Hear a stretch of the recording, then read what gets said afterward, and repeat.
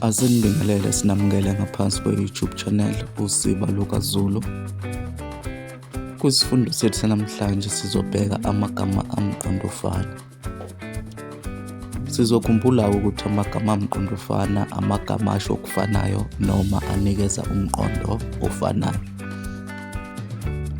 Igama lokuqala-ke sizolibheka igama elithi ikhwela.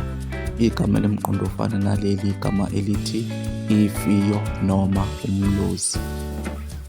Igama lesibili sizolibheka igama elithi amagagasi. Igama elimqondofana naleli igama elithi amadlambe. Igama lesithathu sizolibheka igama elithi isibangwa. Igama elimqondofana naleli igama elithi isicikilisha. Igama lesine sizolibheka igama elithi isikhova.